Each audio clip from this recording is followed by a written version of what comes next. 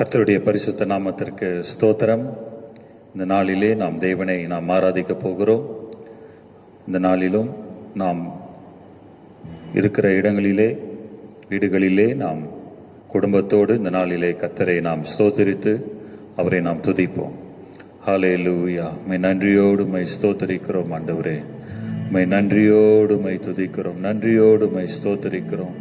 நீ நல்லவரும் வல்லவருமாய், நீர் போதுமானவருமாய் நீர் இருக்கிறீர். அதற்காய் ஸ்தோத்திரிக்கிறோம் ஆண்டவரே. நீர் நடத்தி வருகிற ஆண்டவரே உம்முடைய கிருபைகளுக்காய், ஆண்டவரே பாராட்டுகிற உம்முடைய தயவுக்காய் மை நன்றியோடு மை ஸ்தோத்திரிக்கிறோம். ஹல்லேலூயா, ஹல்லேலூயா, ஹல்லேலூயா. சங்கீதம் 102 13 வசனம் இப்படியாக சொல்லுகிறது: தேவரீர் எழுந்தருளி சீயோனுக்கு இறங்குவீர், அதற்கு தயவு செய்யும் காலம், அதற்கு குறித்த நேரமும் வந்தது என்று தேவனுடைய வார்த்தை சொல்லியிருக்கிறது. ஆகவே சீயோனுக்கு இறங்குகிற தேவன் அவர் நம் மத்தியிலே வந்திருக்கிறார். அவர் தயவு செய்யும் காலமும் குறித்த நேரமும் வந்திருக்கிறது என்று தேவனுடைய வார்த்தை சொல்லியிருக்கிறது. ஆகவே இந்த நாளிலே கர்த்தர் இறங்குகிறவராய் அவர் இருக்கிறார். நம்முடைய சூழ்நிலையிலே கர்த்தர் இறங்குகிறவராய், எப்படிப்பட்ட ஒரு சூழ்நிலையிலே கடந்து போனாலும் கர்த்தர் மன உருக்கமுடைய தேவன் அவர். அவர் இறங்கி அவர் வருகிற தேவனாய் அவர் இருக்கிறார். ஹல்லேலூயா, ஹல்லேலூயா. ஒவ்வொருவருக்கும் தயவு செய்யும் காலமும் குறித்த நேரமும் ஹல்லேலூயா, ஹல்லேலூயா. கர்த்தர் இறங்கி அவர் செய்கிறவராய், இறங்குகிறவராய், சீயோனுக்கு இறங்குகிறவர். உனக்கும் உன்னுடைய குடும்பத்திற்கும் அவர் இறங்கி வருகிறவராய் அவர் இருக்கிறார். ஹல்லேலூயா. இந்த நாளிலே ஹல்லேலூயா, இந்த காலை வேளையிலே கர்த்தரை நாம் நோக்கி அவரை நாம் துதிப்போம், அவரை நாம் ஸ்தோத்திரிப்போம். ஹல்லேலூயா, ஹல்லேலூயா. சொல்லுவோம்: ஸ்தோத்திர பலி ஆண்டவரே உமக்கு தான் ஆண்டவரே. ஆண்டவரே எங்கள் பரம தகப்பனு உமக்கு தான் ஆண்டவரே நாங்கள் ஸ்தோத்திர பலியை நாங்கள் செலுத்துகிறோம். ஹல்லேலூயா, ஹல்லேலூயா. உம்மை நன்றியோடு உம்மை ஸ்தோத்திரிக்கிறோம். ஹல்லேலூயா. ஸ்தோத்திரம், ஸ்தோத்திரம், ஸ்தோத்திரம்.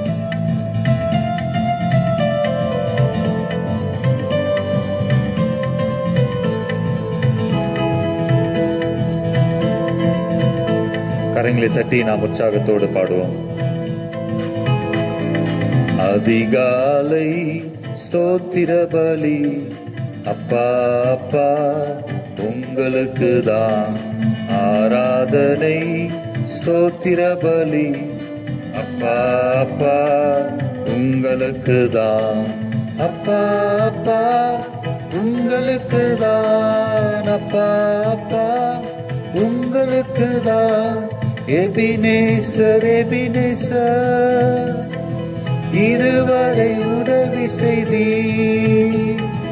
எபினேசர், எபினேசர் இதுவரை உதவி செய்தி. இதுவரை உதவி செய்தி. எபினேசர், எபினேசர் சொல்லுமா? இதுவரை உதவி செய்தி. Ebenezer, Ebenezer. அதிகாலை ஸ்தோத்திர பலி அப்பா, அப்பா உங்களுக்கு தான் ஆராதனை. ஸ்தோத்திர பலி அப்பா, அப்பா உங்களுக்கு தான். அப்பா, அப்பா உங்களுக்கு தான். அப்பா, அப்பா உங்களுக்கு தான். எல்ரோயி, எல்ரோயி என்னை காண்பவரே. எல்ரோயி, எல்ரோயி என்னை காண்பவரே. என்னை காண்பவரே. எல்ரோயி, எல்ரோயி சொல்லும் நம்மை காண்கிறவர். என்னை காண்பவரே. எல்ரோயி, எல்ரோயி. அதிகாலை ஸ்தோத்திர பலி அப்பா, அப்பா உங்களுக்கு தான் ஆராதனை. ஸ்தோத்திர பலி. அப்பா அப்பா உங்களுக்கு தான், அப்பா அப்பா உங்களுக்கு தான், அப்பா அப்பா உங்களுக்கு தான். யெகோவா ஈரே எல்லாம் பார்த்து கொள்வி. யெகோவா ஈரே எல்லாம் பார்த்து கொள்வி, எல்லாம் பார்த்து கொள்வி. யெகோவா ஈரே எல்லாவற்றையும் அவர் பார்த்து கொள்கிறவர். பார்த்து கொள்வி யெகோவா ஈரே. அதிகாலை ஸ்தோத்திர பலி. அப்பா அப்பா உங்களுக்கு தான் ஆராதனை. ஸ்தோத்திர பலி.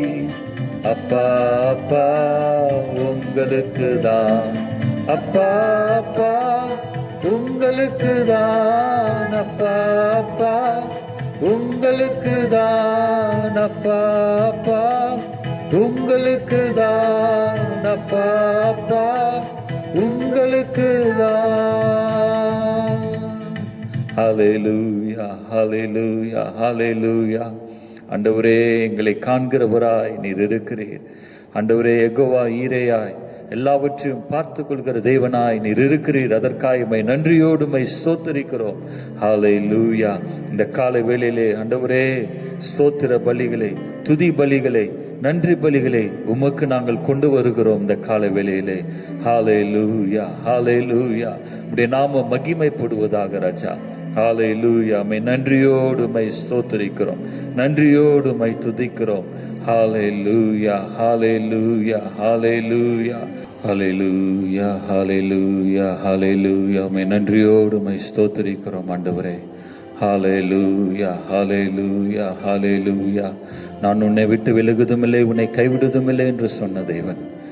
ஒருபோதும் நான் கைவிட மாட்டேன் என்று சொன்ன தேவன். ஹல்லேலூயா. உடைய சமூகம், உடைய பிரசன்னம் ஒவ்வொருவரையும் கர்த்தனை நிரப்ப வேண்டுமாய் நாங்கள் ஜெபிக்கிறோம். ஹல்லேலூயா ஹல்லேலூயா. ஆண்டவரே, உம்முடைய கிருபை, மாறாத கிருபை நினைத்து நாங்கள் உம்மை ஸ்தோத்திரிக்கிறோம். ஹல்லேலூயா ஹல்லேலூயா. ஸ்தோத்திரம் ஸ்தோத்திரம் ஸ்தோத்திரம் ஸ்தோத்திரம். ஹல்லேலூயா ஹல்லேலூயா.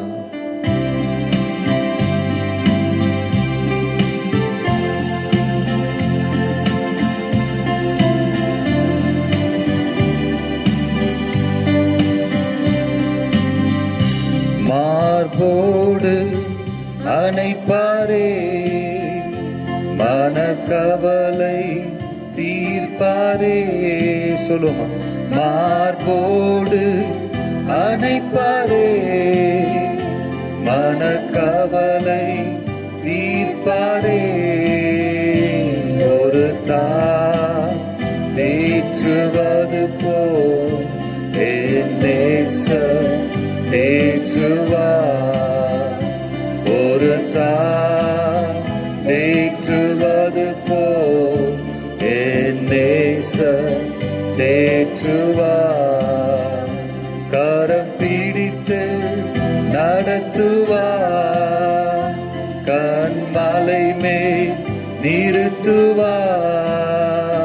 கரம் பிடித்து நடத்துவார், கண்மலை மேல் நிறுத்துவார். ஒரு தாய் தேற்றுவது போல் என் நேசர் தேற்றுவார். ஒரு தாய் தேற்றுவது போல் என் நேசர் தேற்றுவார். ஒரு போது கைவிடா, ஒரு நாளு விலகிடா. ஒரு போது கைவிடா, ஒரு நாளு விலகிடா. ஒரு தாய் தேற்றுவது போல் என் நேசர் தேற்றுவார். ஒரு தாய் தேற்றுவது போல் என் நேசர் தேற்றுவார். அல்லேலூயா, அல்லேலூயா, அல்லேலூயா, அல்லேலூயா, அல்லேலூயா. உம்மை நன்றியோடு உம்மை ஸ்தோத்திரிக்கிறோம். ஒரு தாய் தேற்றுவது போல நேசர் நீர் எங்களை தேற்றி ஆண்டவரே நீ நடத்துகிறவராய் நீர் இருப்பதற்காய் உம்மை நன்றியோடு உம்மை ஸ்தோத்திரிக்கிறோம். ஆண்டவரே இந்த நாளிலும் ஆண்டவரே நீர் ஆண்டவரே கர்த்தாவே மார்போடு அணைக்கிற தேவனாய் நீர் இருக்கிறீர். ஆண்டவரே கரம் பிடித்து நடத்துகிறவராய் இருக்கிறீர்.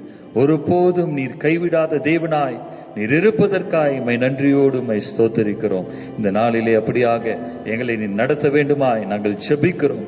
ஆண்டவரே கர்த்தாவே நீரே எங்களுடைய கரத்தை பிடித்து ஆண்டவரே பயப்படாதே திகையாதே என்று ஆண்டவரே நீர் ஆண்டவரே கர்த்தாவே உம்முடைய வார்த்தை ஆண்டவரே சொல்லுகிறதற்காய் உம்மை நன்றியோடு உம்மை ஸ்தோத்திரிக்கிறோம். நீரே ஆண்டவரே வாக்கு மாறாத தேவன்.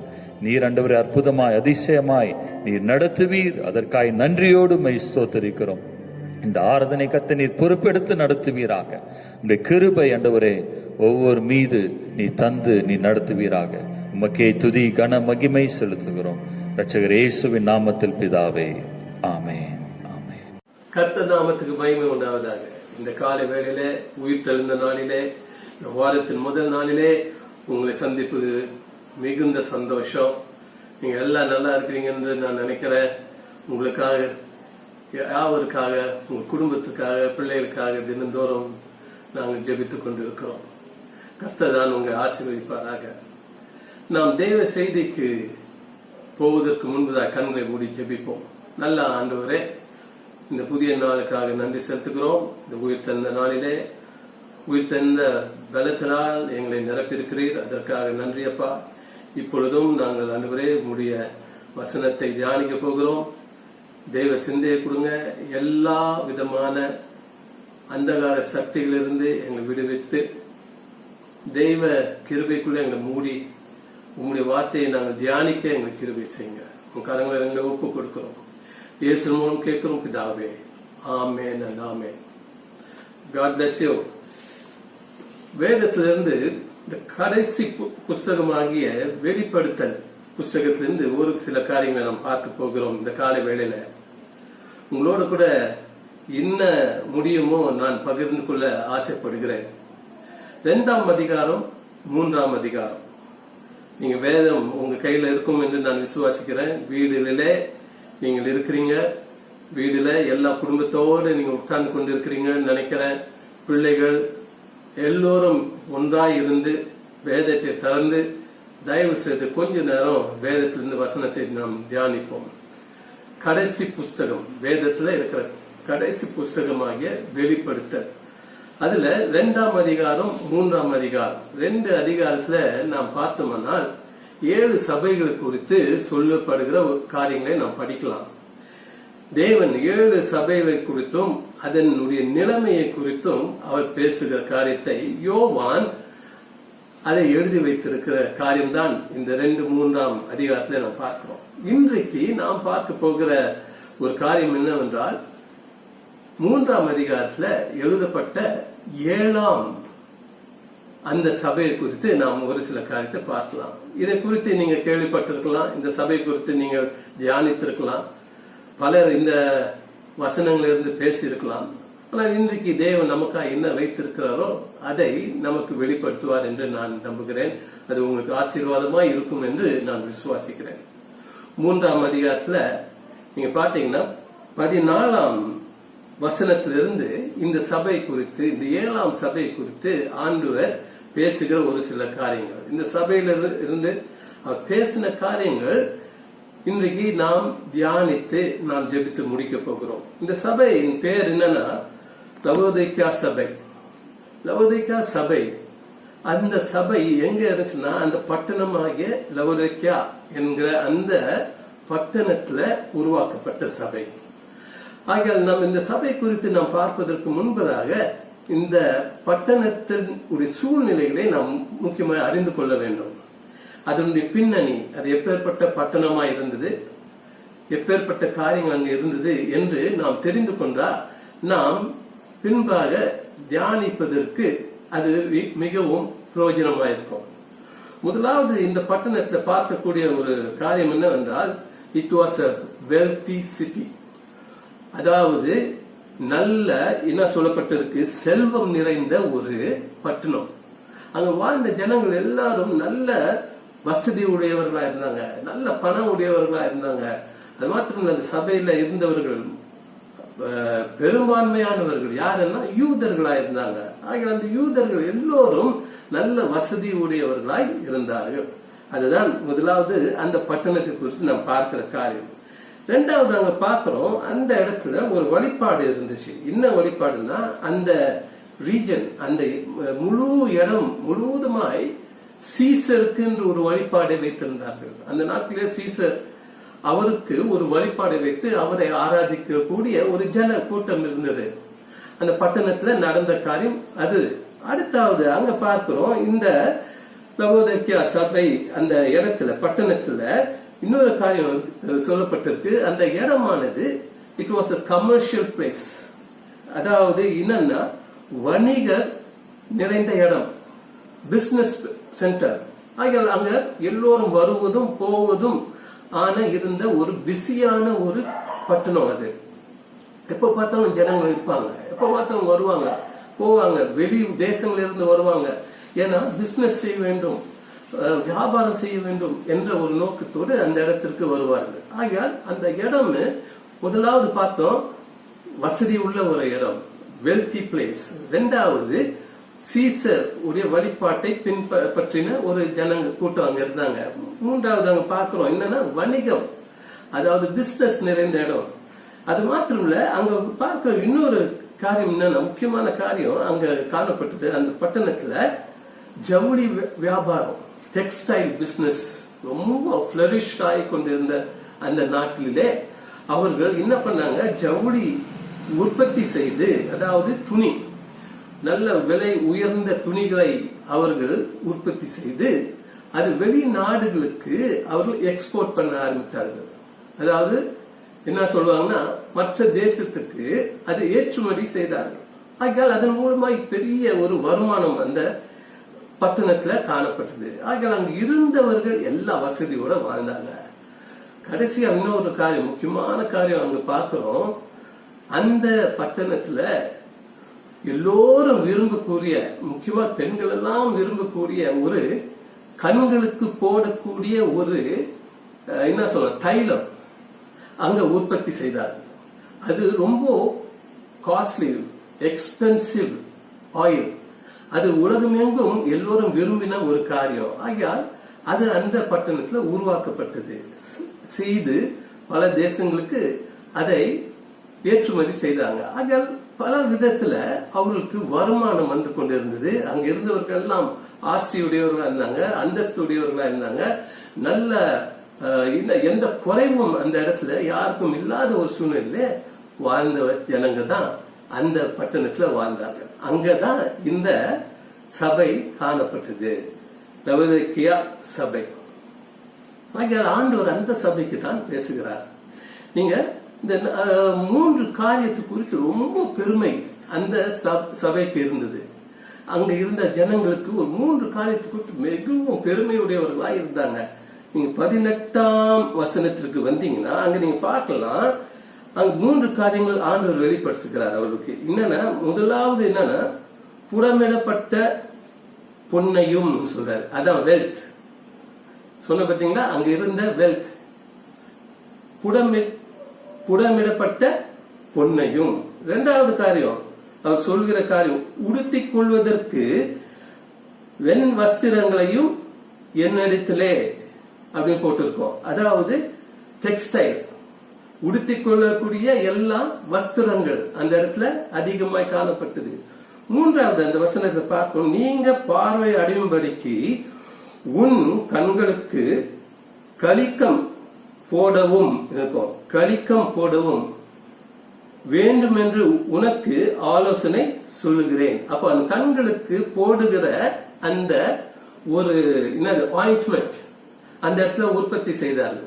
ஆண்டவரே அது 3 காரியத்தை இந்த 18ஆம் வசனத்தை சொல்றாரு. சொல்லிதான் சொல்றாரு, இப்பேற்பட்ட பட்டணத்துல இந்த சபை இருக்கு, அந்த சபைக்கு எந்த குறைவும் இல்ல. அப்பேற்பட்ட சபை நீங்க அடுத்த வசனம் 14ஆம் வசனத்துக்கு அப்புறம் 15ஆம் வசனத்துக்கு வந்தீங்கன்னா அங்க 2 காரியம் சொல்லப்பட்டிருக்கு. அந்த 2 காரியத்தை நான் சொல்ல விரும்புகிறேன். அந்த 15ஆம் வசனத்துல இந்த 15ஆம் வசனத்துல என்ன சொல்லுன்னா, உன் கிரியைகளுக்கு அறிந்திருக்கிறேன், உன் கிரியைகளை அறிந்திருக்கிறேன், நீ குளிரும் அல்ல அனலும் அல்ல. ஃபர்ஸ்ட் பாயிண்ட் அந்த 15ஆம் வசனத்துல சரியா படிங்க, சரியா படிச்சு பாருங்க.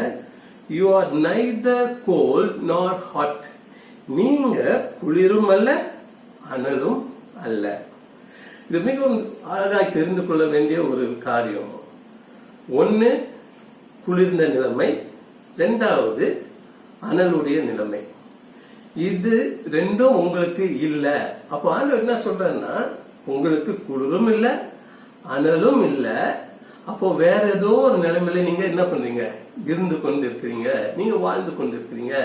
இந்த சபை எப்படி இருக்கு, குளிர இல்ல அனலும் இல்ல, அதில் வேற ஒரு நிலைமை, ஏ இல்ல பி இல்ல, ஏ பிக்கு நடுவுல ஒரு நிலைமை.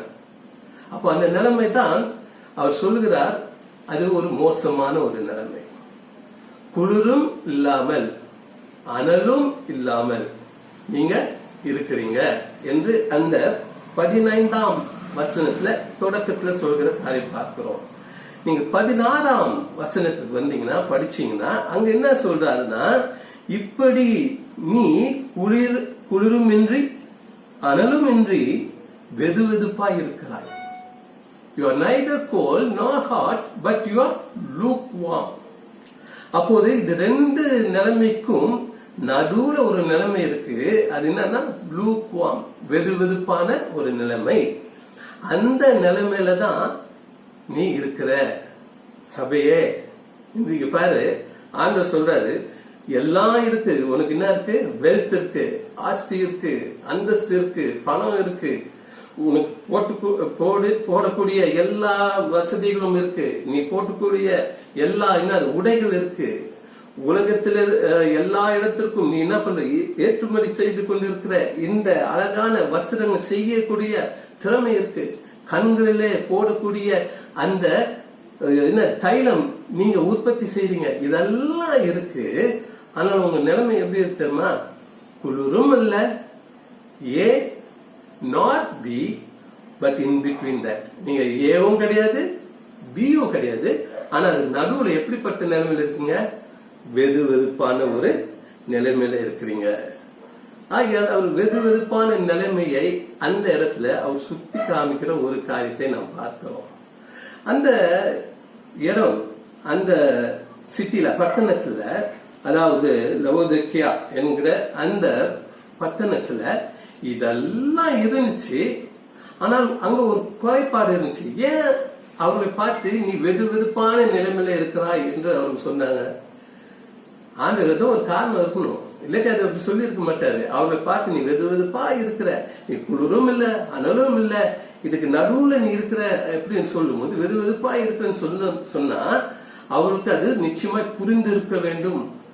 ஆக அந்த நாட்டில அந்த பட்டணத்துல பார்க்கும்போது சரித்திரம் சொல்லுகிறது என்னன்னா, தண்ணீர் இல்லாத ஒரு பட்டணமா இது இருந்தது. எல்லாம் இருந்துச்சு, அவங்களுக்கு எல்லா வசதிகள் இருந்துச்சு. ஆனா அந்த பட்டணத்துக்குள்ள தண்ணீர் வசதி இல்லாத ஒரு காலகட்டம் இல்ல, எப்போதுமே தண்ணி பிரச்சனை அந்த இடத்துல. ஆகையால் இவர்கள் யாரை நம்பி இருந்தாங்கன்னா, இந்த பட்டணத்துக்கு பக்கத்துல 6 மைல் தூரத்துல இருக்க இன்னொரு பட்டணம், அந்த பட்டணத்தை நம்பி இருந்தார்கள். எதற்கு?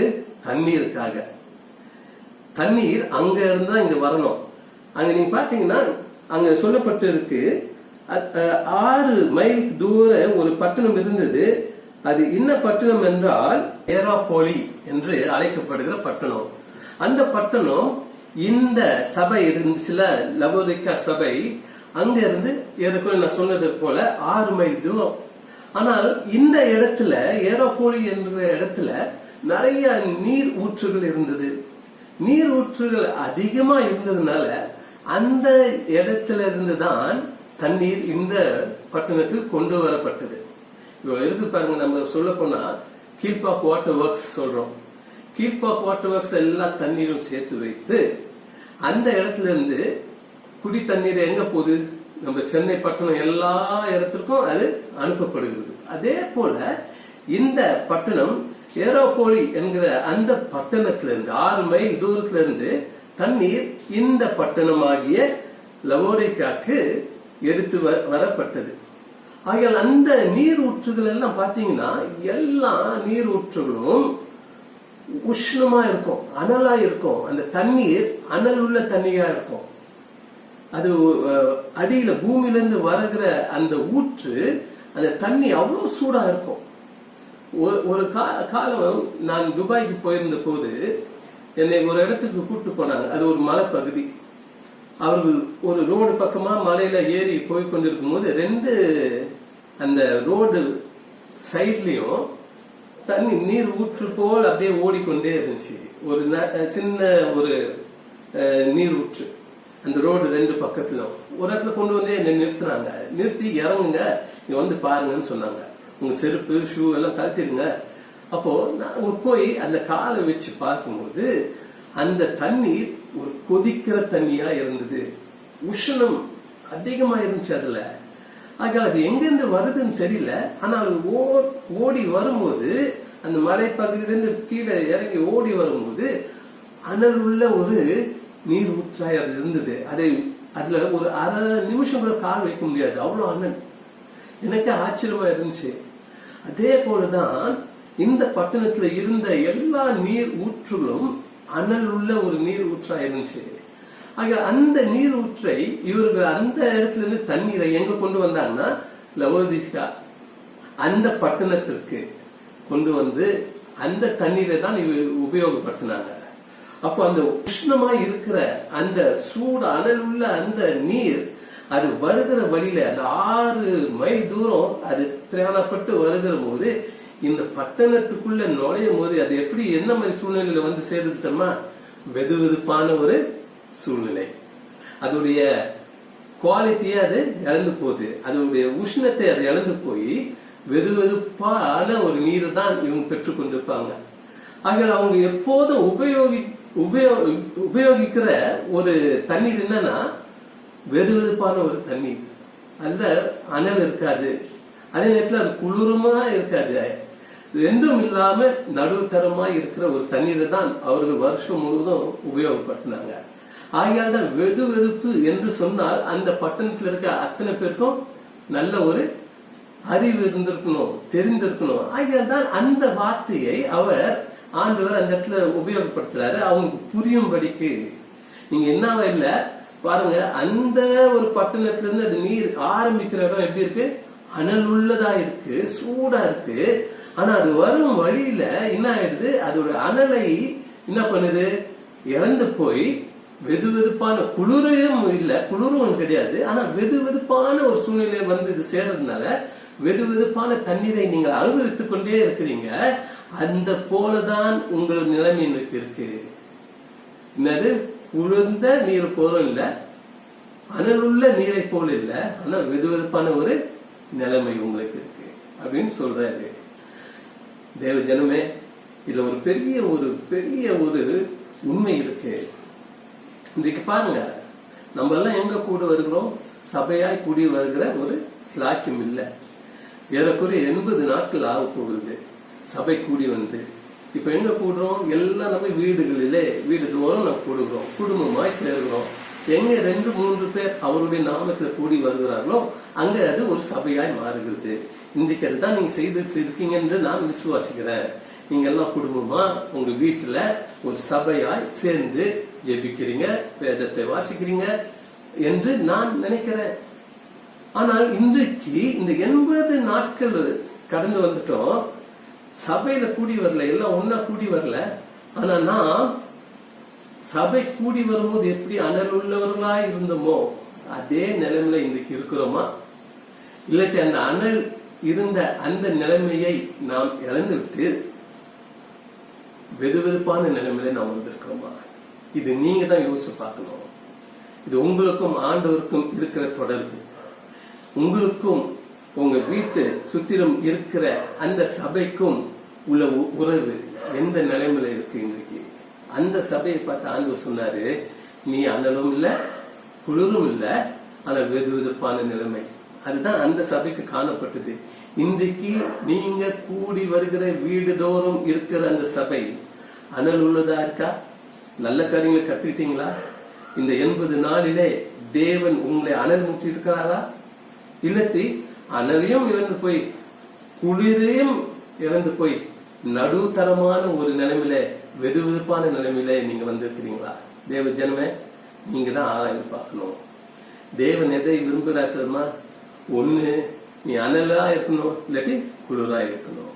வெது வெதுப்பான நிலைமையை அவர் விரும்புகிற தேவன் இல்லை. அதுதான் முதல்ல 15ஆம் வசனத்துல நீ அனலும் இல்ல நீ குளிரும் இல்ல, அனலும் இல்லாத நிலைமையில நீ இருக்கிறாய் என்று சொல்றாரு.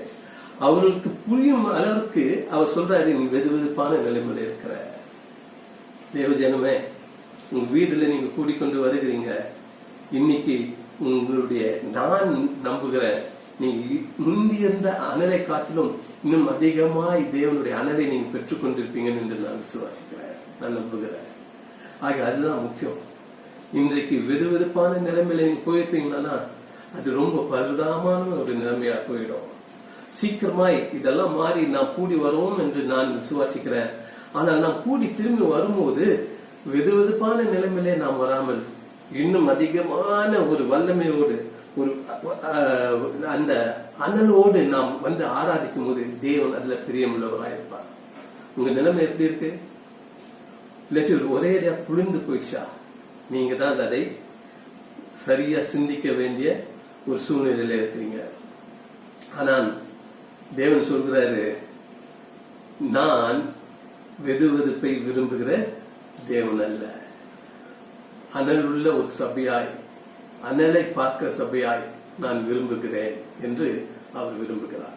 வெது வெதுப்பான நிலைமை, அதாவது லூக் வார்ம் கண்டிஷன் என்று சொல்லும் போது அது 2 காரியத்தை காண்பிக்கிறதா இருக்கு. அது ஒண்ணு என்னவென்றால் இன்டிஃபரன்ஸ். வெது வெதுப்பாய் இருக்குதுன்னா அதனுடைய அர்த்தம் என்னன்னா இன்டிஃபரன்ஸ். இன்னொரு காரியம் காம்ப்ரமைஸ். அதாவது இன்டிஃபரன்ஸ் என்று சொன்னால் அங்க என்ன வருதுன்னா அலட்சியமாய், எதற்கும் கவலைப்படுறதில்லை, எது வந்தாலும் அதற்கு அலட்சியமாய் நிற்கிற காரியம், அதுதான் லூக் வார்ம். அதே போல காம்ப்ரமைஸ், எல்லாவற்றிலும் ஒற்று போகிற ஒரு தன்மை. இது 2 தன்மையை காமிக்கிறது தான் லூக் வார்ம், அதாவது வெது வெதுப்பான நிலைமை. இன்டிஃபரன்ஸ், தேவனுடைய வசனம் வருது, இன்றைக்கு வந்து அந்த தேவனுடைய வசனத்தை ஏற்றுக்கொள்ளாம இருக்கிற ஒரு நிலைமை இன்டிஃபரன்ஸா இருக்கு இல்லையா? அதற்கு இன்னது கவனத்தை செலுத்தாம, எந்த விதமான ஒரு முக்கியத்தை அதன் மேல் செலுத்தாம என்ன பண்றோம்? அலட்சியமா இருக்கிற காரியம். அதுதான் எங்க கொண்டு போய் சேர்க்கிறது தெரியுமா? லூக் வார்ம், வெது வெதுப்பான நிலைமையை கொண்டு போய் சேர்க்கிறதா இருக்கு. மற்றொரு காரியம் என்னன்னா காம்ப்ரமைஸ், எல்லாத்தோட ஒத்து போகிற ஒரு காரியம், எதற்கும் நிலை நிற்கிற ஒரு காரியமே இல்லாத ஒரு சூழ்நிலை. பாருங்க, யாராவது ஒண்ணு சொல்லுவாங்க, அவங்களுக்கு ஆமான்னுவாங்க. இன்னொருத்தர் வந்து ஒண்ணு சொல்லுவாங்க, அதுக்கு போய் என்ன சொல்லுவாங்க? ஆமான்னுவாங்க. எதற்கும் இல்லைன்னு என்று சொல்ல மாட்டாங்க, எல்லாத்துக்கும் ஆமா ஆமா தலையாட்டி கொண்டு போறது. என்னன்னா சிலர் எப்படி இருக்காங்க, எல்லாரோட காம்ப்ரமைஸ் ஆகணும், சமாதானமா இருக்கிறது வேற, ஆனா எல்லோரோட அவர்களோட நமக்கு எந்த விதமான வித்தியாசம் வரக்கூடாது, எந்த விதமான கவலைகள் வரக்கூடாதுன்னு நினைத்து கொண்டு என்ன பண்றோம்? அவங்க என்ன சொன்னாலும் அதுக்கு ஒத்து போற ஒரு நிலைமை. இதுதான் லூக் வார்ம் கண்டிஷன், வெது வெதுப்பான நிலைமை. இன்றைக்கு கிறிஸ்துவர்களாய் இருக்கிற நாம் எப்படி நம்ம இருக்கணும்? we have to take a decision, ஒரு தீர்மானத்தை எடுக்கிறவர்களாய் நாம் இருக்கணும். வெது வெதுப்பான நிலைமை ஆண்டவர் விரும்புறது இல்ல. வெது வெதுப்பானா இன்டிஃபரன்ஸ், எதற்கும் கவலைப்பட அசட்ட பண்ணுகிற ஒரு சூழ்நிலை. இல்லாட்டி எல்லோரோட எல்லாம் ஓடுறாங்க நானும் ஓடுறேன் அப்படின்னு சொல்லுங்க. இல்லங்க, தேவன் அதை விரும்புறதே இல்ல. சபை அப்படி இருக்கணும்னு அவருக்கு நினைக்கிறது இல்ல. சபை எப்படி இருக்கணும் தெரியுமா? ஒரு நிலைப்பாட்டுக்குள்ள இருக்கணும், ஒரு தீர்மானத்தை எடுக்கிற சபையா இருக்கணும். இன்றைக்கு உங்கள் வீடுகளிலே நீங்கள் இருக்கிறீங்க, வீடு தோறும் நீங்க ஆராதித்துக் கொண்டு இருக்கீங்க. எப்பேற்பட்ட நிலைமையோட இருக்கிறீங்க? ஒரு தீர்மானத்தை எடுக்கக்கூடிய நிலைமையில நீங்க இருக்கிறீங்களா?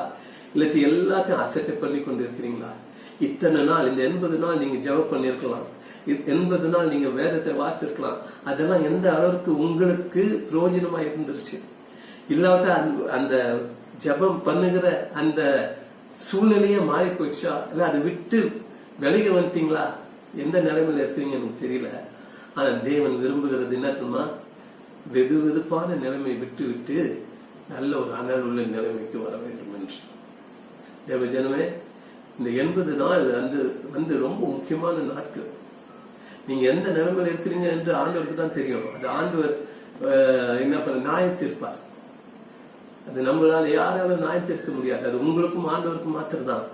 ஆனால் தேவன் விரும்புகிறது வெது வெதுப்பான நிலைமையை விட்டு விட்டு ஒண்ணு நீனாலும் அனல் உள்ள நிலைமைக்கு வரணும்.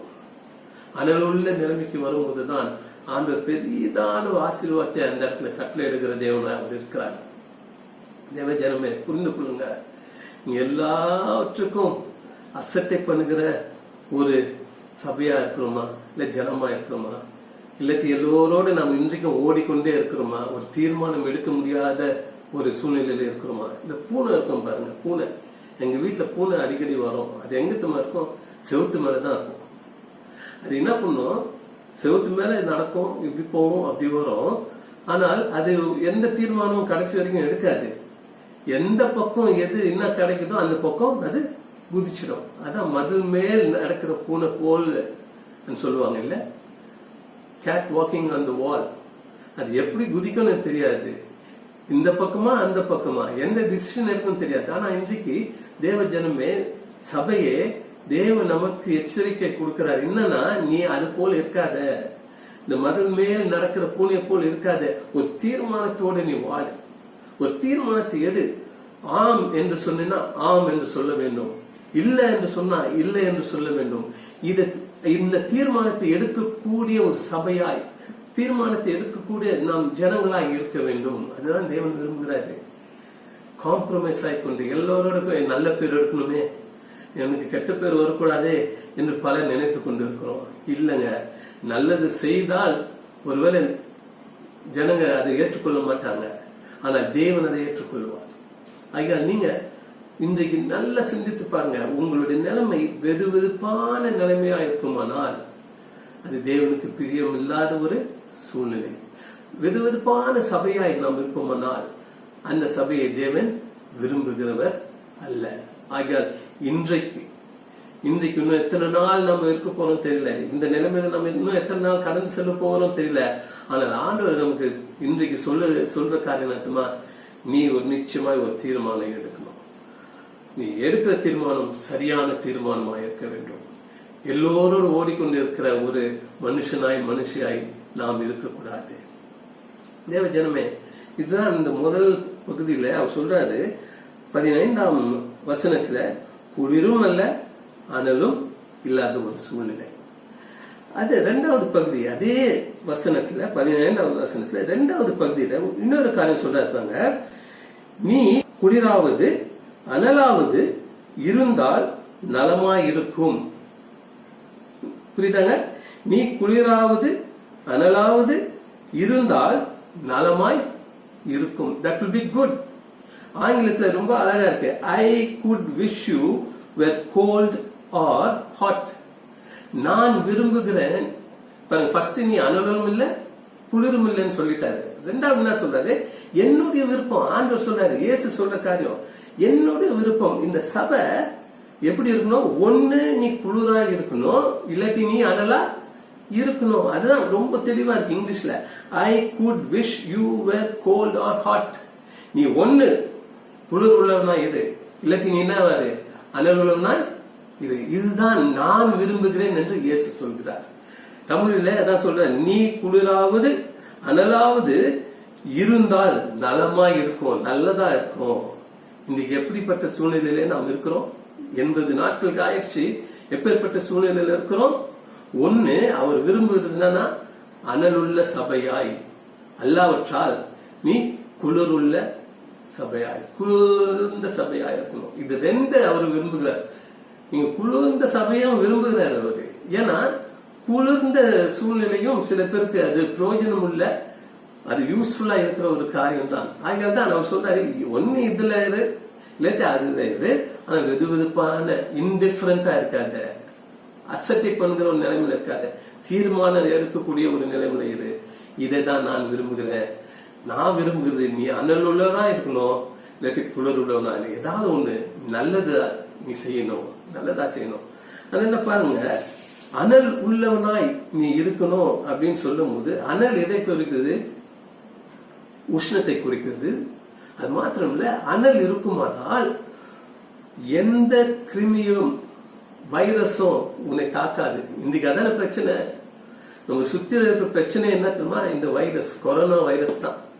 உலகமெங்கும் இன்றைக்கு ஜனங்களை அச்சமுடித்துக் கொண்டு பயமுடுத்திக் கொண்டு இருக்கிற காரியமே வைரஸ். ஆனால் இந்த வைரஸ் டாக்டர்ஸ்க்கு எல்லாரும் சொல்றாங்க, நீ அனலா இருந்தா, இல்ல சுடு தண்ணி குடிச்சா, இல்ல நல்லா சூடா டீ குடிச்சா, சூடா காஃபி குடிச்சா என்ன ஆகாது? வைரஸ் உனக்கு வராது. வைரஸ் என்ன ஆகும்? எல்லா விதமான வைரஸும் அது செத்து போயிடும், அது உயிரோடு இருக்க முடியாது. ஆகையால் எல்லாத்தையும் என்ன பண்ணு, அனல் மூட்டி நீ சாப்பிடுற பொருள் கூட என்ன பண்ணு, நீ அது உஷ்ணம் பண்ணி அனல் மூட்டி சாப்பிட்டா அது நல்லதுன்றாங்க. காரணம் என்னன்னா, எந்த விதமான எதிரியும் உன்கிட்ட வரமாட்டான். ஆண்டவர் தான் சொல்றாரு, சபையே எதிரி உன் பக்கம் வராம இருக்கணும்னா சபை எப்படி இருக்கணும்? நீ எப்படி இருக்கணும்? அனல் உள்ளவனா, நெருப்பா இருக்க வேண்டும். இந்த நெருப்பு தான் அப்போஸ்தலர் நாம் படிக்கிறோம் 2ஆம் அதிகாரத்துல, அந்த 120 பேர் மேல் இறங்கிற்று. அந்த மேலறையில அவர் கூடி வந்த நாட்கள் இறங்கிச்சு. அப்புறம் அவங்களோட வாழ்க்கையை வித்தியாசமா மாறிச்சு. அப்போ அவங்க செய்த காரியம் எல்லாம் வித்தியாசமா மாறிச்சு. அவர்கள் எழும்பி ஒரு சாட்சியை உருவாக்கினார்கள். பல ஆத்மாக்களை இயேசு பக்கம் திருப்புவதற்கு அந்த அக்னி அந்த நாட்டிலே உதவியா இருந்தது. இன்றைக்கு அந்த அக்னி நமக்கு தேவை, நம் சபைக்கு தேவை. அதுதான் தேவன் விரும்புகிறார். அதான் அவர் சொல்றாரு, என்னன்னா நலமாய் இருக்கும், நலமாய் இருக்கும். I wish that you be hot. நீ அனல் உள்ளவனாய் இருந்தினா என்ன ஆகும்? உன்னை யாரும் அட்டாக் பண்ண முடியாது, எந்த எதிரியும் உனக்கு வர முடியாது. அது என்ன பண்ணும்? நீ அனலா இருந்தினா உனக்கு எதிராய் வர என்னது எதிரி என்ன ஆயிடுவான்? பொசுங்கி போயிடுவான், எரிந்து போயிடுவான். அப்பேற்பட்ட சபையா இருந்தா அந்த சபைக்கு விரோதமா எந்த காரியமும் வராது, எந்த வைரஸும் வராது, எந்த ஒரு என்னது சூழ்நிலையும் அந்த அனலை மேற்கொள்ள முடியாது, பட்சித்து போறோம். இன்றைக்கு அதை தான் நான் விரும்புகிறேன் என்று தேவன் இயேசு நமக்கு பார்த்து சொல்றார். அப்பேற்பட்ட சபையாய் நம்ம இருக்கணும். 80 நாள், நான் ஏன் திரும்ப 80 நாள் சொல்றேன் தெரியுமா? இந்த 80 நாள் நம்ம எப்படி ஆயிட்டோம்னு தெரியல, நம்ம ஒவ்வொரு எப்படி நடக்கணும்னு தெரியல. இன்னும் அனலா மாறிட்டோமா? இன்னும் வேத வாசிப்புல அனலா மாறிட்டோமா? இன்னும் ஜபிப்பதுல அனலா இருக்கிறோமா? இன்னும் நம்ம வாழ்க்கை அனலா இருக்கா? இன்னைக்கு எதிரியை நாம் சந்திக்கக்கூடிய சூழ்நிலையில நாம் இருக்கிறோமா? அதுதான் நாம் இன்னைக்கு பார்க்க வேண்டும். இன்னும் எத்தனை நாள் ஆக போகுது நமக்கு தெரியாது. ஆனா நிச்சயமா ஆண்டவர் ஒரு நாள் நமக்கு எல்லாத்தையும் நமக்கு ஏற்ற விதத்துல மாற்றி நமக்கு ஒரு பெரிய சந்தோஷத்தை கொடுக்க போகிறார். அது நிச்சயமா ஒரு நாள் வரப்போகுது. அப்போ அந்த நாள் வரும்போது அனல் உள்ளவர்களாய் நாம் வரும்போது, எதிரிகளை நாம் ஜெயிச்சவர்களாய் வரும்போது, எந்த வைரஸோ எந்த எனிமையோ நம்ம தொடாமல் நாம் வரும்போது தேவன் அதுல பிரியமுள்ளவராய் இருப்பார். இன்னொரு காரியம் சொல்றாரு, என்னது? நீ குளிர்ந்த நிலைமையில இருந்தாலும் நான் அதை என்ன பண்றேன்? நலமாய் கருதுகிறேன். ஐ wish that you are also cool. அதனால நீ குளிர்ந்து போகணும்னு சொல்ல, குளிர்ந்து போகிற நிலைமை என்ன குறிக்குதுன்னா, என்னன்னா நீங்க பாருங்க, ஒரு மனுஷன் வரான், உஷ்ணத்துல இருந்து வரான், வெயில்ல பல தூரம் நடந்துகிட்டு வீட்டுக்கு வரான். வந்த உடனே நீங்க என்ன கேட்பீங்க? வந்த உடனே ஃபர்ஸ்ட் நீங்க கேட்குறீங்க, ஐஸ் வாட்டரு குடிக்கிறீங்களா? இல்லையா? அவன் உஷ்ணத்துல வந்தான், வேதனையோட வரான், கஷ்டத்தோட வரான், களைத்து போய் வரான். வந்தவன என்ன சொல்றீங்க? ஃப்ரிட்ஜ்ல இருந்து ஏதாவது கூலா கலைக்கு கொடுக்கட்டுமா? ஐஸ் வாட்டர் குடிக்கிறீங்களா, இல்லாட்டி ஏதாவது கூல் ட்ரிங்க் குடிக்கிறீங்களா, இதுதான் நம்ம அவன்கிட்ட கேட்போம். ஏன்னா அந்த குளிர்ந்த ஒரு பானத்தை இல்லாட்டி குளிர்ந்த காலத்தை அவனுக்கு கொடுக்கும் போது அவனுக்கு என்ன ஆகுதுன்னா ஒரு மறுமலர்ச்சி வருது. அவன் சோர்ந்து போன நிலைமை மாறுகிறது. அவன் சோர்ந்து போன இடத்துல இருந்து ஒரு ரிஃப்ரெஷ்மெண்ட், ஒரு மறுமலர்ச்சியை அவன் காணுகிறவனாய் மாறுகிறான்.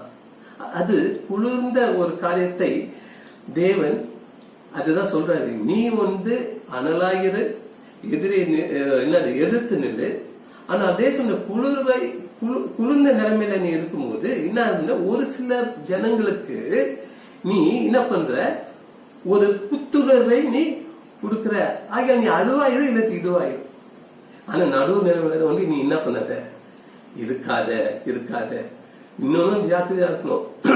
ஆண்டவர் சொல்லிட்டாங்க, நீ அனலாயிரு இல்லாட்டி குளிராயிரு. நான் குளிராய் இருந்துட்டு போறேன்னு நீங்க நினைச்சுக்கலாம். இல்லங்க, அதுல இருந்து நம்ம ஜாக்கிரதையா இருக்கணும்.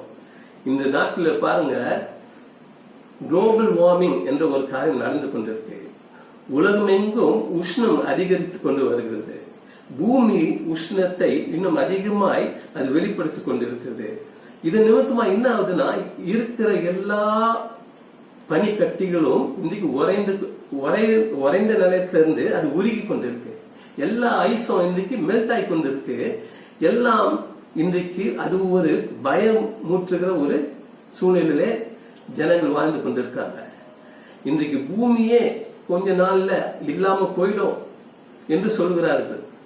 அதே நேரத்துல அந்த உறைந்து போன பனி மத்தியில, உறைந்திருக்கும் ஐஸ் மத்தியில, குளிர்ந்த இடத்துல இன்னொரு காரியம் பார்க்கலாம். ஆயிரக்கணக்கான வருஷங்களாய் மரித்து போன, இறந்து போன கிருமிகள் அதுக்குள்ள இருக்கு. அதெல்லாம் என்ன ஐஸ்குள்ள எப்படி இருக்குமா, விஞ்ஞானிகள் சொல்றாங்க, சயின்டிஸ்ட் சொல்றாங்க, அதெல்லாம் இன்னும் உயிரோட இருக்கு. ஆனா எப்படி இருக்கும், ஃப்ரோசன் கிரீச்சரா இருக்கும்.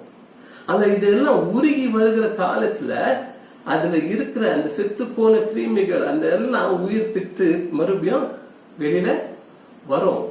ஆகிய அந்த உறைந்து கடந்த அந்த ஐஸ்ல இதெல்லாம் மெல்ட் ஆகி அதுல வரும்போது அது என்ன ஆகுது, ஜனங்களுக்கு அது ஒரு பாதிப்பை கொண்டு வரும். இன்னைக்கு இதோ ஒரு பெரிய ஆபத்தான காலம். குளிர்ந்த நிலைமைக்கு நீங்க போயிட்டீங்கன்னா என்ன ஆகுதுன்னா, இன்னும் அதிகமான வைரஸ் ஃபார்ம் ஆகிற ஒரு சிச்சுவேஷன். இன்னைக்கு அதுதான் டாக்டர்ஸ் என்ன சொல்றாங்க, ரொம்ப ஐஸ் வாட்டரை குடிக்காதீங்க, ரொம்ப ஏசில இருக்காதீங்க, ஆபீஸ்க்கு போனாலும் ஏசி யூஸ் பண்ணாதீங்க, ஏசி எல்லாம் ஆஃப் பண்ணிட்டு நீங்க ஆபீஸ்ல இருங்க. ஏன்னா அங்கதான் என்ன ஆகும், கிருமிகள் ஜாஸ்தி உயிரோட ஜீவனோட இருக்கும் சொல்றாங்க. ஆகியால் நீ எந்த குளுமையான நிலைமைக்கு போனாலும் ஆபத்து தான். ஆனா குளுமை ஆண்டவர் ஏன் அந்த இடத்துல சொல்றாருன்னா, சிலருக்கு நீ களைப்பா வரும்போது அந்த குளுமை என்ன பண்ணு, உனக்கு ஒரு ரிஃப்ரெஷ்மெண்டா இருக்கும், ஒரு புத்து உணர்ச்சியை அது கொடுக்கக்கூடிய ஒரு காரியமா இருக்கும். அதே நேரத்துல ரொம்ப குளிர்ந்து போயிட்டீங்கன்னா நீ என்ன ஆவ, you will be attacked by the virus. புரியுதாங்க? இந்த நாட்டில் தானே நடக்குது. நீ குளிர்ந்த தண்ணியை குடிக்காதன்றாங்க, ஐஸ் வாட்டர் குடிக்காதுங்க, ஏன்னா அதுல வைரஸ் இருக்கும். அதுக்கு பதிலாக நீ என்ன பண்ணு, சூடு பண்ணி குடி. அது நல்லா சூடா குடிச்சுதான் அந்த வைரஸ் எல்லாம் செத்து போயிடும்ன்றாங்க. இன்னைக்கு தேவ ஜனமே, நம் சபை, வீடுகளிலே இருக்கிற சபை எந்த நிலைமையில இருக்கு, எந்த நிலைமையில இருக்கு? நம்மை அந்த வைரஸ் அட்டாக் பண்ணுகிற அந்த சூழ்நிலையில வாழ்ந்து கொண்டிருக்கிறோமா, இல்லாட்டி அந்த வைரஸ்க்கு எதிர்த்து நாம் வாழ்ந்து கொண்டிருக்கிறோமா? அனல் உள்ளவர்களா இருக்கிறோமா, குளிர்ந்த நிலைமையில காணப்படுகிறோமா? தேவஜனமே, நாம் சிந்திக்க வேண்டிய சூழ்நிலையில இன்றைக்கு இருக்கிறோம். நம் ஆண்டவர் இயேசு கிறிஸ்து மிகவும் சீக்கிரத்துல வரப்போகிறார். இந்த சூழ்நிலையெல்லாம் என்ன காமிக்குது, சீக்கிரத்துல வருகிற தேவனா இருக்கிறார்.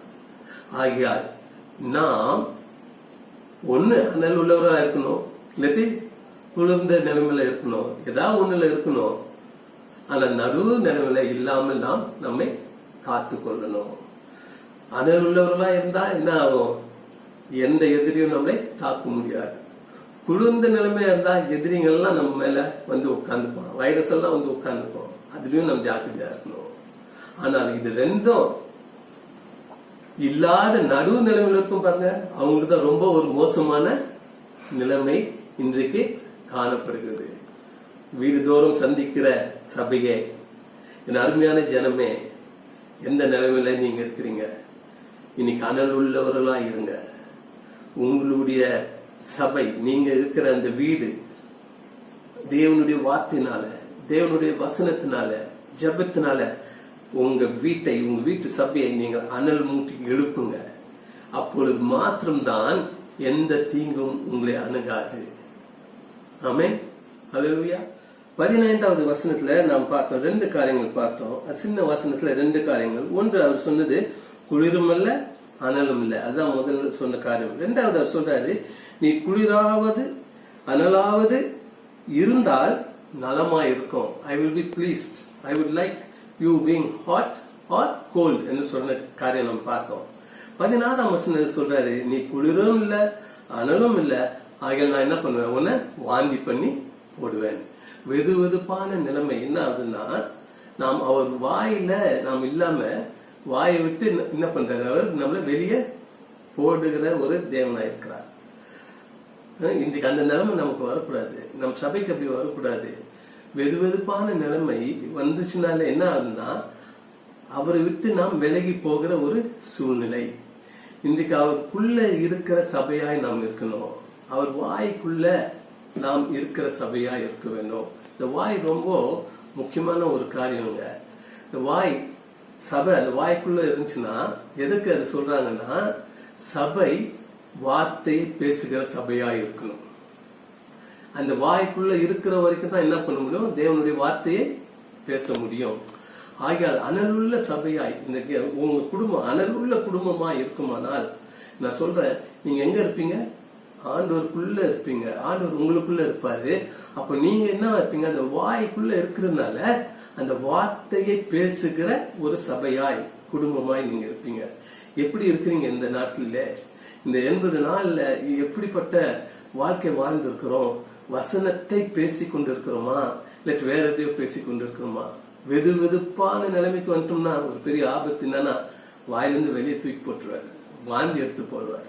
இன்னைக்கு வாய் உள்ள இருந்து எதற்கு இருக்கணும், வாய்க்குள்ள அனலுள்ள வார்த்தைகளை பேசுகிறவர்களாய் நாம் இன்றைக்கு இருக்கணும். சுவிசேஷத்தை அறிவிக்கிறவர்களாய் இருக்கணும். அதுதான் நமக்கு கொடுக்கப்பட்டிருக்க ஒரு பெரிதான கடமை. அதுதான் சபைக்கு கொடுக்கப்பட்டிருக்க ஒரு பெரிதான கடமை. நம்மை தூக்கி வெளியில போடாதபடி அவருக்குள்ளே, அவர் வாயில இருந்து அவருடைய வசனத்தை பேசுகிற சபையாய் நாம் இருக்கணும்.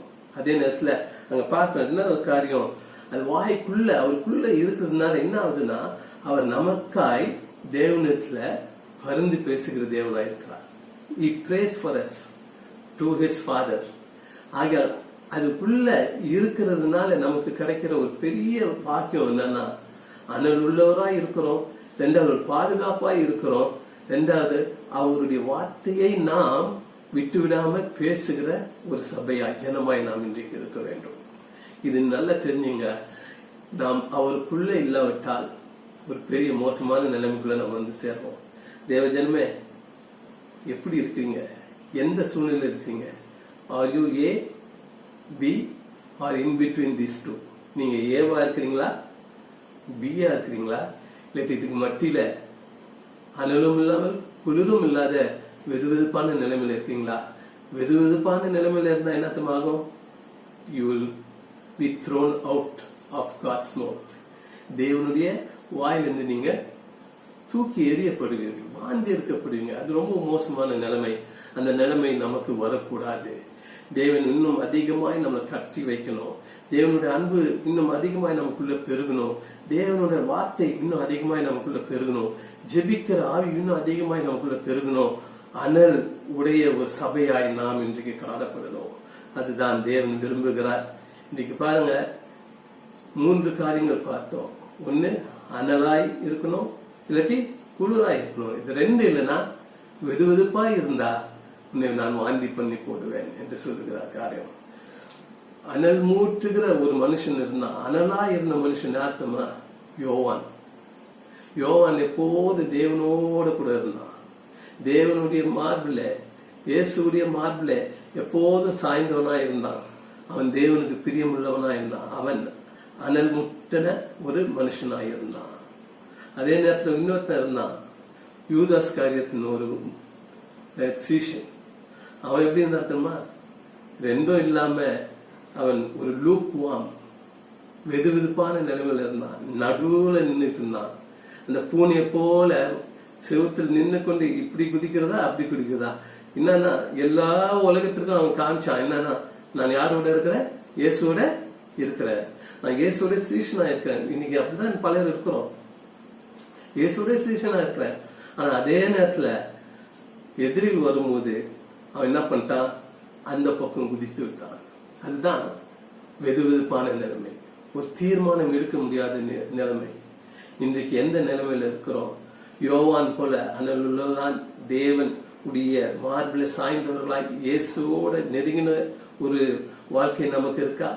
இல்லாட்டி யூதாஸ் காரியத்து போல வெது வெதுப்பான ஒரு வாழ்க்கை, நடுவுல நின்று கொண்டு இந்த பக்கமும் இயேசு பிரியமுள்ளவன் போல ஒரு மாயமாலமான ஒரு வாழ்க்கை, அந்த பக்கம் போய் சாய்ந்து இயேசுக்கு விரோதமாய் செயல்பட்ட ஒரு காரியம். இதுதான் வெது வெதுப்பான நிலைமை.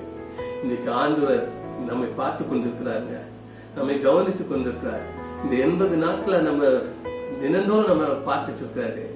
நமக்கு எந்த தீங்கும் வராம அவர் அற்புதமா நம்ம காக்குறாரு. எந்த வாதியும் உன்னை உன் கூடாரத்தை அணுகாது என்று சொன்ன அந்த வாக்குத்தத்தை இன்னும் நிறைவேற்றி கொண்டிருக்கிறாரு. நம்மளோட கூட இருந்த அநேகர் இன்றைக்கு இல்ல. நம்ம பக்கத்துல இருந்த நெய்பர்ஸ்ல பலர் இறந்து போயிருக்காங்க. ஆனா தேவன் நம்மளோட கூட இருக்கிறாரு இல்லையா? நம்மளை வழி நடத்தினார் இல்லையா? அப்ப நம்ம எப்படி இருக்கணும்? அவருக்குள்ள இருக்கணும், அவர் வாய்க்குள்ள நாம் இருக்கணும், வார்த்தையை சொல்லுகிறவர்களா இருக்கணும், அனல் உள்ளவர்களாய் இன்றைக்கு இருக்கணும். அதுதான் தேவன் நம்மளை விரும்புகிறாங்க. அப்படிதான் நம் சபை இருக்க வேண்டும் விரும்புகிறார். கடைசியா இந்த ஒரு வசனத்தை நான் வாசித்து முடிக்க விரும்புகிறேன். 21வது வசனம். நான் ஜெயம் கொண்டேன், நான் ஜெயம் கொண்ட நிமித்தமாக நான் பிதாவின் வலது புறத்திலே அந்த சிங்காசனத்திலே நான் அமர்ந்திருக்கிறேன். என்ன சொல்ற? அதே போல யாரெல்லாம் ஜெயம் கொள்கிறார்களோ அவர்கள் எல்லாம் என்னோட கூட சிங்காசனத்திலே அவர்களும் அமர்ந்திருப்பார்கள். இதுதான் நமக்கு இன்றைக்கு ஆண்டவர் சொல்கிற ஒரு பெரிய காரியம். இயேசு என்ன சொல்றாருன்னா, அவர் பிசாசை ஜெயித்தேன், பிசாசின் வல்லமைகள் எல்லாம் முறியடித்தேன், இன்றைக்கு நான் மரித்தேன், உயிரோடு எழும்பினேன், இன்றைக்கு சிங்காசனத்தில் அமர்ந்திருக்கிறேன். ஜெயத்தோட நான் சிங்காசனத்தில் பிதாவு வலது புறத்திலே நான் அமர்ந்திருக்கிறேன். அதே போல யாரெல்லாம் பிசாசை ஜெயிக்கிறார்களோ, யாரெல்லாம் மேற்கொள்கிறார்களோ அவர்கள் எல்லாம் என்னோட கூட சிங்காசனத்துல நான் அமர்ந்திருக்கிற போல அவர்களும் வந்து அமர்ந்திருப்பார்கள். நான் அதை அவர்களுக்காய் செய்து முடிப்பேன் என்று சொல்கிறார். தேவ ஜென்மம் எவ்வளவு பெரிய ஸ்லாக்கியம் நமக்கு ஆண்டவர் கொடுக்கிறாங்க. இயேசு மூலமா நமக்கு கிடைக்கக்கூடிய ஸ்லாக்கியம் அர்த்தமா, ஜெயம் கொண்டவர்களாய் நாம் வாழ வேண்டும். ஜெயம் கொண்டு தேவன் இயேசு எப்படி மறுபடியும் சிங்காசனத்துல அமர்த்தி வைத்தாரோ அது போல் நம்மையும் என்ன பண்ண போறார்? அந்த சிங்காசனத்துல அமர்த்தி வைப்பார். இதுதான் நமக்கு ஆண்டவர் செய்ய போகிற ஒரு பெரிய காரியம், ஒரு பெரிய ஸ்லாக்கியம். கிறிஸ்தவர்களாய் சபையாய் தேவனுக்கு பிரியமுள்ளவர்களாய் இன்றைக்கு வாழ வேண்டும். நம்மளுடைய எதிரியை நாம் இன்றைக்கு மேற்கொள்ள வேண்டும். ஒரு அக்னியை போல நாம் வாழ வேண்டும். அனல் உடையவர்களாய் நாம் இருக்க வேண்டும். வெது வெதுப்பான நிலைமையை ஆண்டவர் விரும்புதில்ல. அவர் தன்னுடைய வாயிலிருந்து வாந்தி பண்ணி போடுகிற தேவனாய் இருக்கிறார். இன்றைக்கு எந்த நிலைமையில நாம் இருக்கிறோம், எப்பேற்பட்ட சூழ்நிலையில் நாம் இருக்கிறோம்? தேவ ஜனமே, மறுபடியுமாய் நமக்கு இன்றைக்கு ஒரு எச்சரிக்கையின் வசனம், எச்சரிக்கையின் செய்தி நமக்கு வந்திருக்கு. தேவன் நம்மளோட கூட பிரியமா இருக்கிறாரா? நாம் செய்த காரியங்கள், இந்த 80 நாளில் நாம் செய்த காரியங்கள் அத்தனையும் நமக்கு நம்மோடு கூட இருந்து நாம் செய்த காரியங்களை பிரியமுள்ள தேவனாய் அவர் இருக்கிறாரா? உங்களுக்கும் அவருக்கு தான் தெரியும். இன்றைக்கு அப்படி நாம் அவருக்கு பிரியம் இல்லாமல் இருந்திருப்போமானால், வெது வெதுப்பான நிலைமையில இருந்திருப்போமானால், மறுபடியும் இன்னொரு சான்ஸ் நமக்கு கொடுக்கிறாரு. திரும்பி வா, அனல் உள்ள ஒரு மனுஷனாய், அனல் உள்ள சபையாய் நீ மாறு. அப்பொழுது நீ அவருடைய சிங்காசனத்துல ஜெயம் கொண்டவனாய் நீ போய் அமர முடியும். தேவ ஜனமே, உங்களை தேவனுடைய கரத்துல ஒப்பு கொடுங்க. உங்க வீட்டுல இருக்கிற இப்போ நடக்கிற சபையை தேவனுக்கு ஒப்பு கொடுங்க. அனல் உள்ள சபையா மாறட்டும். உங்க சுற்றி இருக்கிற மற்றவர்கள் உங்கள் அனலை பார்க்கட்டும். அந்த அனலை அவரும் பெற்றுக்கொள்ளவர்களாய் இன்றைக்கு இருக்க வேண்டும். ஜெயத்தை கொடுக்கிற தேவன் நம்மளோட கூட இருக்கிறார். நமக்கு எதிராக எழும்புகிற ஆயுதங்கள் ஒன்றும் வாய்க்காது. ஹல்லேலூயா, பிரைஸ் தி லார்ட். எத்தனை பேர் சந்தோஷமா இருக்கிறோம்? தேவனுக்கே துதி கனம் மகிமை செலுத்துவோம். ஆண்டவர் உங்களை ஆசீர்வதிப்பாராக. ஜெபிக்கலாமா?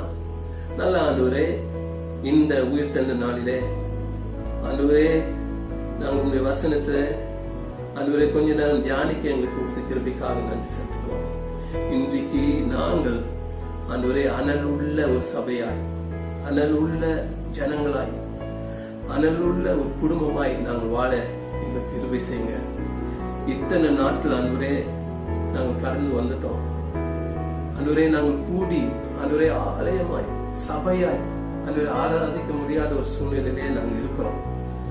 எங்களுடைய அனலை நாங்கள் இழந்து போகாதபடி ஆண்டவரே நீர் காத்துக்கொள்வதுமாய் நாங்கள் ஜெபிக்கிறோம். நாங்கள் குளிர்ந்து போகாதபடி எங்களை நீர் காத்துக்கொள்ளுங்க. ஆண்டவரே, வெது வெதுப்பான நிலைமையில இன்றைக்கு நாங்கள் இருப்போமானால் எங்களை மறுபடியும் அனல் மூட்டி ஆண்டவரே உமக்கு பிரியமுள்ளவர்களாய் நாங்கள் வாழ, ஜீவிக்க, அதே நேரத்துல உமக்குள்ளே நாங்கள் இருக்க ஆண்டவரே உங்களுடைய வார்த்தையை அறிவிக்கிற ஜனங்களாய், சபையாய் நாங்கள் இருக்க எங்களுக்கு கிருபை பாராட்டுங்க. உன் கரங்களிலே சபையை ஒப்பு கொடுக்கிறோம், குடும்பங்களை ஒப்பு கொடுக்கிறோம், அன்றைய வயதானவர்களை ஒப்பு கொடுக்கிறோம், சின்ன பிள்ளைகளை ஒப்பு கொடுக்கிறோம். எல்லாருமே உங்களுடைய அன்றைய கரம் இருக்க வேண்டும் நாங்கள் ஜெபிக்கிறோம். ஒவ்வொரு குடும்பத்தின் தேவைகளை நீங்க சந்திங்க. ஒருவருக்கும் எந்த குறைவும் வராதபடி நீங்க காத்துக்கொள்ளுங்கப்பா. இந்த கஷ்டமான நேரத்துல தெய்வமே நீர் ஒவ்வொரு குடும்பத்து மேல இறங்க வேண்டுமாய் நாங்கள் ஜெபிக்கிறோம். அவருக்கு தேவைகள் ஒவ்வொன்றும் நீர் சந்தித்து ஆண்டவரே ஒரு போதும் அவர் சோர்ந்து போகாதபடி நீர் காத்துக்கொள்வீராக. சகல துதி கனம் மகிமை எல்லாம் உனக்கே செலுத்தி இயேசுவின் கேட்கிறோம் பிதாவே. ஆமேன், ஆமேன், ஆமேன். நம்முடைய கர்த்தராகிய இயேசு கிறிஸ்துவின் கிருபையும் பிதாவாகிய தேவனுடைய அன்பும் பரிசுத்த ஆவியினுடைய அந்யோன்ய ஐக்கியமும் நம் அனைவரோடு இன்றும் அவர் வரும் மட்டும் இருப்பதாக. எல்லாரும் சேர்ந்து சொல்லுவோமா? என் ஆத்துமாவே கர்த்தரை ஸ்தோத்திரி, என் முழு உள்ளமே அவர் பரிசுத்த நாமத்தை ஸ்தோத்திரி. என் ஆத்துமாவே கர்த்தரை ஸ்தோத்திரி, கர்த்தர் செய்த சகல உபகாரங்களும் மறவாதே. எல்லாரும் சேர்ந்து சொல்லுங்க. ஆமென், ஆமென். God bless you. வறுமை சந்திக்கும் வரை ஆண்டவர் உங்களை ஆசீர்வதிப்பாராக.